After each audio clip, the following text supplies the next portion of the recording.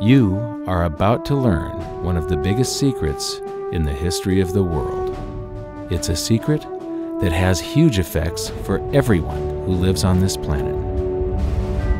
Most people can feel deep down that something isn't quite right with the world economy, but few know what it is. Gone are the days where a family can survive on just one paycheck. Every day it seems things are more and more out of control, yet only 1 in a million understand why. You are about to discover the system that is ultimately responsible for most of the inequality in our world today.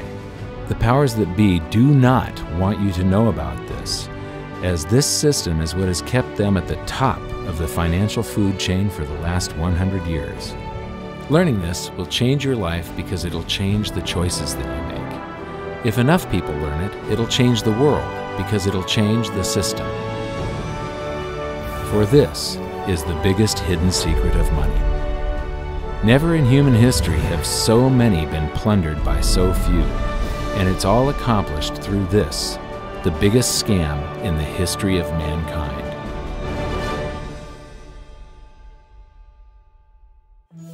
They say that money doesn't grow on trees, but the truth is that the modern banking system creates currency far faster than trees can grow. Most people don't have a clue how currency is created. Economists and bankers make it sound so complex that people think they can't understand it. But I'm going to strip our monetary system down to its essence so that you can see the scam behind the curtain and just how it affects you. Every modern society creates currency in pretty much the same way.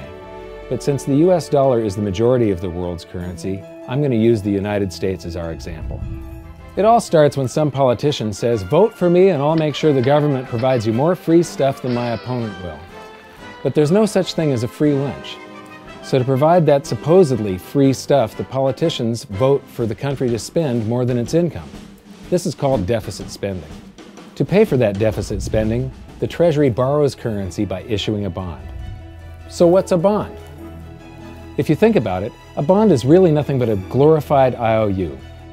It's a pretty piece of paper with numbers printed on it that says, "Loan me $1 trillion today, and I promise over a 10-year period I'm going to pay you back that $1 trillion plus interest." But what you need to understand is that Treasury bonds are our national debt. These glorified IOUs are to be paid back by you and I and our descendants through future taxation. Therefore, when the government issues a bond, it steals prosperity out of the future so that it can spend it today. The Treasury then holds a bond auction, and the world's largest banks show up and compete to buy part of our national debt and make a profit on it by earning interest. You'll notice that as we move through this process, the big banks are there, taking a cut every step of the way. This isn't by chance, as you'll see shortly. Then, through a shell game called open market operations, the banks get to sell some of those bonds to the Federal Reserve at a profit. To pay for the bonds, the Federal Reserve opens up its big old checkbook and writes bad, bogus, counterfeit checks that should bounce because they're drawn on an account that always has a zero balance. There isn't 1 penny in there.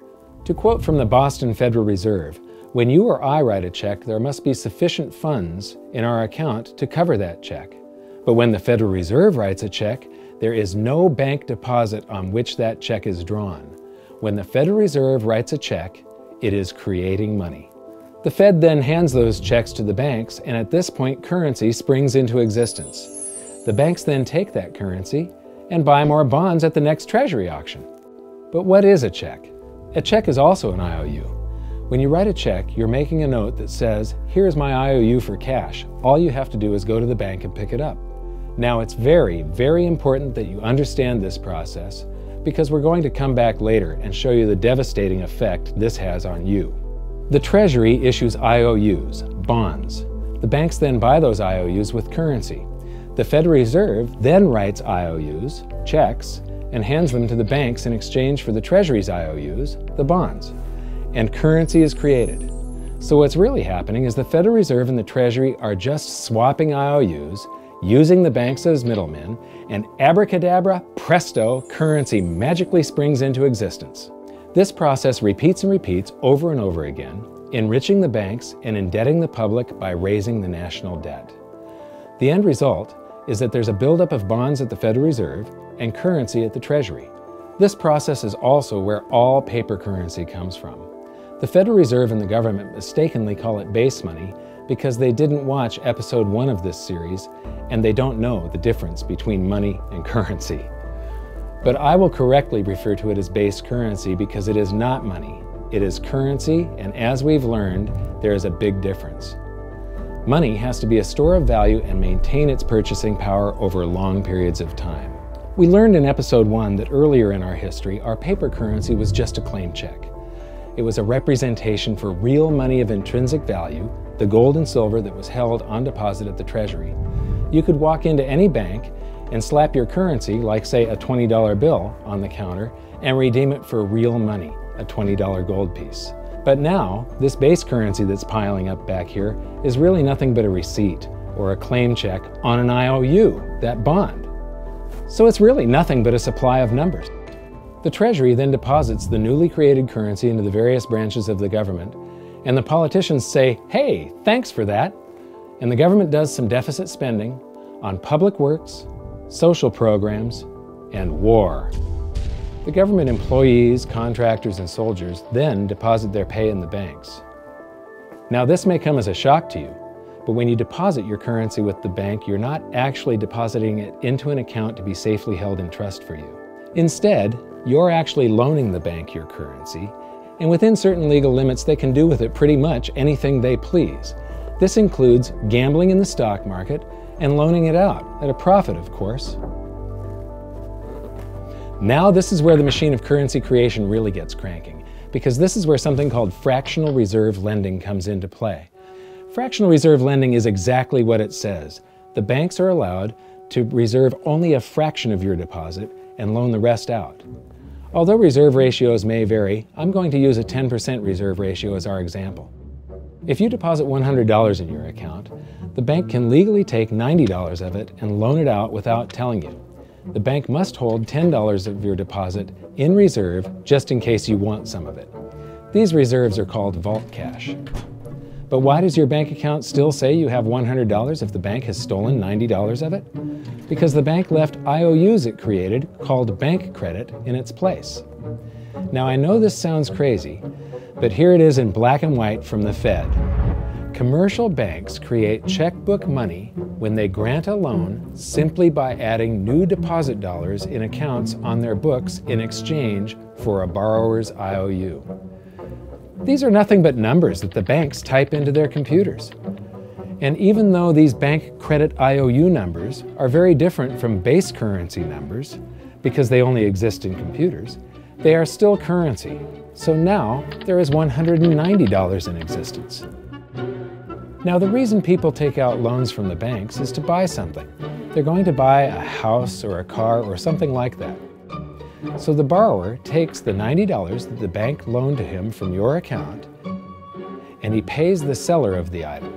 But then the seller deposits that currency into his account and his bank loans out 90% of that and leaves bank credit numbers in its place. So now there's $271 in existence. This process repeats and repeats until under a 10% reserve ratio, an initial deposit of just $100 can create up to $1,000 of bank credit, all backed by $100 of vault cash, just 10%.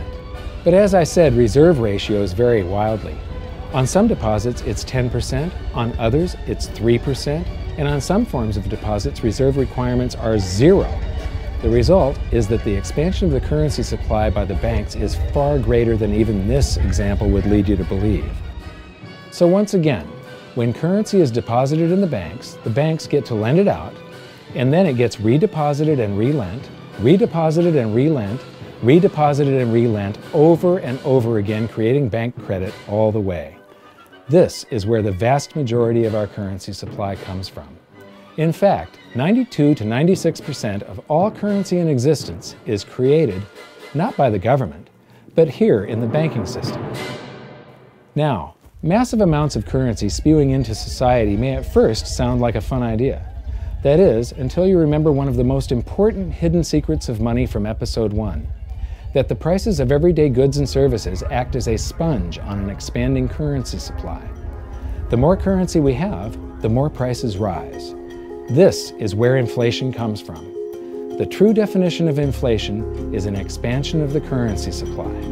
Rising prices are merely the symptom. So our entire currency supply is nothing but a couple of bucks whipped up in this hocus-pocus scam where the Treasury and the Federal Reserve swap glorified IOUs, and a bunch of numbers that the banks just type into their computers.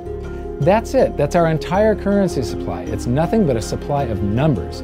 Some of them printed, most of them typed, and there is nothing else.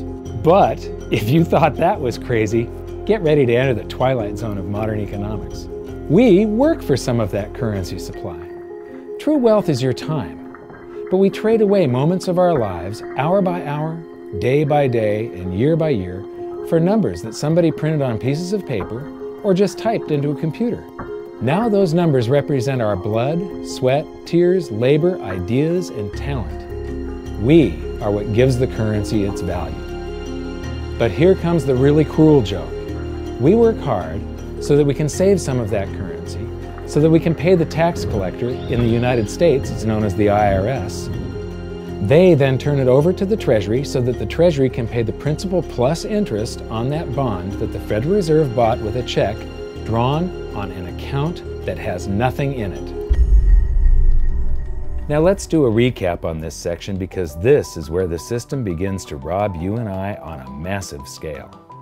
Much of our taxes are not used for schools, roads, and public services, but to pay interest on bonds that the Federal Reserve bought with a check drawn on an account that has nothing in it. The Federal Reserve is committing fraud. But here's one of the biggest secrets of them all. Before the establishment of the Federal Reserve, there was no need for personal income tax. The Federal Reserve was created in 1913, and that very same year, the Constitution was amended to allow income tax. Do you really think this was just a coincidence? Ask yourself how much income tax you've paid over your lifetime. Much of it has been silently siphoned away into the hands of those who own the system. Yes, this system has owners. Who they are is an even bigger secret that we'll get to shortly. But first, we need to understand the mumbo-jumbo of the so-called debt ceiling. It's all based on a huge paradox. There was interest due on that bond, and there was interest due on every one of those loans that the banks made. That means that there is interest due on every dollar in existence. Let me ask you something. If you borrow the very first dollar into existence, and that's the only dollar that exists on the planet, but you promise to pay it back plus another dollar's worth of interest, where do you get the second dollar to pay the interest? The answer is that you have to borrow that one into existence and promise to pay it back with interest as well. So now there are $2 in existence, but you owe $4, and so on and so on. The result is there's never enough currency to pay the debt. There is always more debt in the system than there is currency in existence to pay the debt. Therefore, the whole system is impossible. It is finite. It will come to an end one day. What would happen if the government stopped borrowing to do deficit spending? Are the payments on those treasury bonds going to stop? What would happen if the public stopped borrowing and going deeper into debt? Are your house and car payments going to stop? No. There is a payment due every month on the principal plus the interest on every dollar in existence, and those payments do not stop. If we stop borrowing, then no new currency is created to replace the currency that we used to make those payments. Whether you're making a payment on a loan or paying tax to make a payment on a bond, the portion of the payment that goes to pay off the principal extinguishes that portion of the debt. But the debt also extinguishes the currency. Currency and debt are like matter and antimatter. When they meet, they annihilate each other. If we just pay off the principal only on all the loans and bonds that exist, the entire currency supply just vanishes. So if we don't go deeper into debt every year, look what happens. The whole thing goes into a deflationary collapse under the weight of those payments. Politicians and pundits alike talk about balancing the budget, paying down the debt, and living within our means. They don't understand that that is deflationary. It is impossible to do under our current monetary system without collapsing the whole economy. This is why any talk of a debt ceiling is not only ridiculous, It's delusional. The system is designed to require ever-increasing levels of debt just to continue. And that's why politicians will always kick the can down the road and raise this so-called debt ceiling over and over again until the whole system finally collapses under its own weight. In other words, they don't want it to collapse on their watch. The Founding Fathers of the United States knew the dangers of central banking and fought to free themselves from this very thing. The Revolutionary War started out as a tax revolt, but now we must pay tax just to have a monetary system. Having just suffered through the hyperinflation of the continental dollar, which was printed into oblivion to finance the Revolutionary War, they understood the dangers of fiat currency and debt-based monetary systems. So to protect future generations from institutional theft and out-of-control government, they wrote into the Constitution that only gold and silver can be money for the simple fact that you can't print them. Our current system is not only unconstitutional, but it robs us of the liberty and prosperity our forefathers fought and died for. We are all feeling the effects of ignoring the Constitution right now. By forcing more currency into circulation, our purchasing power is diluted. Inflation is a slow and insidious stealth tax that is simply the result of this debt-based monetary system. This system empowers and benefits those who create the currency and receive it first, as they get to spend it into circulation before it has an effect on the economy. They're stealing purchasing power from you and transferring it to the banks and the government every hour of every day because of this false monetary system. And it's not like the people at the top don't know this. To quote the Federal Reserve, the decrease in purchasing power incurred by the holders of money due to inflation imparts gains to the issuers of money. This is a fraud. It is a pyramid scheme, it is a Ponzi scheme, it's a scam, and it's a lie. Our entire monetary system is nothing but a form of legalized theft. But here's the biggest con job of them all. The Federal Reserve is not federal, it has stockholders. There is no federal agency that has stockholders. What's a stockholder? A share of stock represents a percentage of ownership in a corporation. So the stockholders are the owners of that corporation. Therefore, the Federal Reserve is a private corporation with owners. And you can see it for yourself if you go to the Federal Reserve's website, and it will say, the stockholders receive an annual dividend of 6%. Now we know that the stock in the Federal Reserve was originally issued to the largest banks in the United States. But because of mergers and acquisitions through the years, you can't actually trace who owns the stock in the Federal Reserve. That's a very closely guarded secret. My guess would be that the owners are those primary dealers, the banks that get to make a profit by selling part of our national debt, those bonds, to the Federal Reserve, who buys them with a check from nothing. Then we pay tax to pay the principal and the interest on those bonds so that the Federal Reserve can pay the banks a 6% dividend. Don't be alarmed if you don't quite comprehend the deception of this system at first glance. Very few people do. It is purposely complex. The economist John Maynard Keynes once wrote, "By this means, government may secretly and unobserved confiscate the wealth of the people, and not one man in a million will detect the theft." I believe that presented correctly, anyone can understand this system, regardless of how complex it is. So let's do a recap and break it down even more. The way the system works is that, step 1, the government creates glorified IOUs. These bonds increase our national debt and put the public on the hook to pay it back. Step 2, IOUs are swapped to create currency. The Treasury sells the bonds to the banks. The banks then turn around and sell our national debt at a profit to the Federal Reserve, which they probably own. The Federal Reserve then opens its checkbook that doesn't have a penny in it and buys those IOUs with IOUs that it writes, checks, on a checking account that has a zero balance. Then they give those checks to the banks and currency just springs into existence, and then the whole process repeats. This results in a buildup of bonds at the Federal Reserve and currency at the Treasury, which is really just a supply of numbers. The Treasury then deposits the numbers in the various branches of the government, and we get to step 3. The government spends the numbers on promises, public works, social programs, and war. Then the government employees, contractors, and soldiers deposit their pay into the banks. And we get to step 4, where the banks multiply the numbers by magically inventing more IOUs through fractional reserve lending, where they steal a portion of everyone's deposit and lend it out. That currency gets redeposited, and then a portion is stolen again.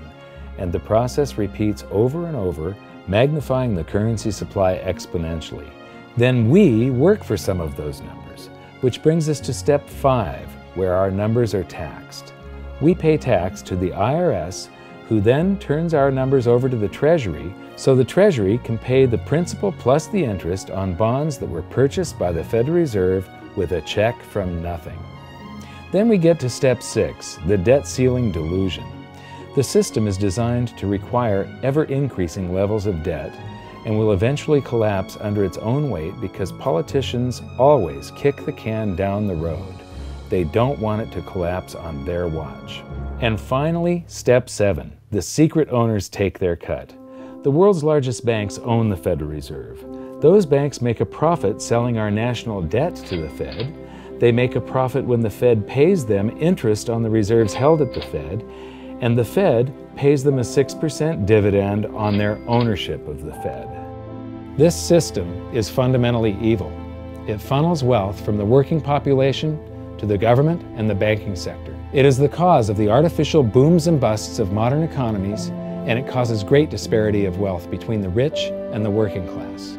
And it is only possible because we no longer use real money, we use currency. But worst of all, it is a form of enslavement. Bond is the root word of bondage. Whenever a government issues a bond, it is a promise to make us pay tax in the future. Nobody asked you if you wanted to pay tax today for the prosperity we all enjoyed in the last century. Nobody is asking our children if they want to work hard in the future to pay for the prosperity we're enjoying now. George Washington once wrote to James Madison, "No generation has the right to contract debts greater than can be paid off during the course of its own existence." By stealing prosperity from tomorrow so we can spend it today, we enslave ourselves and future generations. Now this all sounds pretty bad, but there is great hope, for you are the greatest threat to this false monetary system.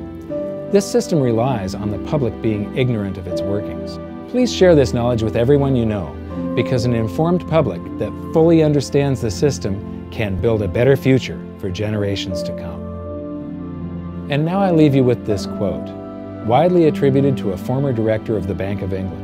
The modern banking system manufactures money out of nothing. The process is perhaps the most astounding piece of sleight of hand that was ever invented. Banking was conceived in inequity and born in sin. Bankers own the earth. Take it away from them, but leave them the power to create money and control credit, and with the flick of a pen, they will create enough money to buy it back again. But if you want to continue as the slaves of bankers and pay the cost of your own slavery, let them continue to create money and to control credit. This is the Federal Reserve in Washington, D.C. It's located on Constitution Street, and that is just as much of a joke as the New York Fed being located on Liberty Street. Both of them are unconstitutional, both of them limit our liberty, and they transfer wealth away from us every second of every day to the Federal Reserve, to the government, and to the banking sector. You are now among the 1 in a million who can detect the theft of your prosperity. So the big question is, what can you do about it? 1. Watch this video until you can describe and teach it to others. Those who understand this system can make preparations for its unavoidable collapse and protect themselves. History shows that those who don't will probably be wiped out. 2. Share this video with everyone, especially those you care about. All it takes is a mouse click or two to get this message in front of millions. Post this video on Facebook, tweet it, email it to loved ones. Please share it wherever you can. 3. Join the conversation. The current world monetary system is based on a 300-year-old design meant to enrich a few at the expense of the many. There must be a better way. At hiddensecretsofmoney.com, we've created an open-source platform for the design and development of a new world monetary system. We're calling on every economist, every student, every college, every bright mind, and anyone who cares to join the discussion. In educating ourselves and each other, we can prevent the further loss of our freedoms and maybe, just maybe, win some of them back.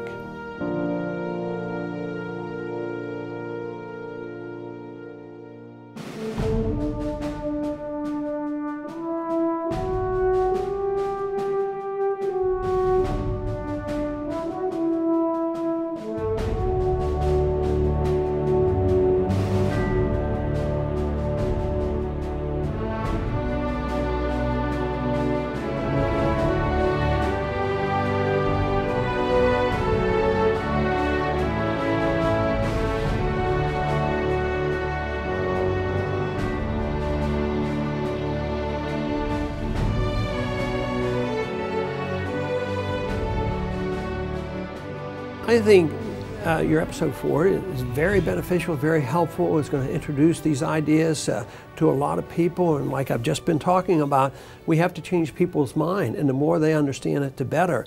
And I think we're at this point now where more people in the last several years, 4 or 5 years, have thought about the Fed than they ever have in the previous 95 years. So I think an explanation and diagrams to show it is very helpful, because quite frankly, they're not going to get it in their grade school. They're not going to get it in their high schools. They're not going to get it in college unless they're in a very rare circumstance to understand how this works.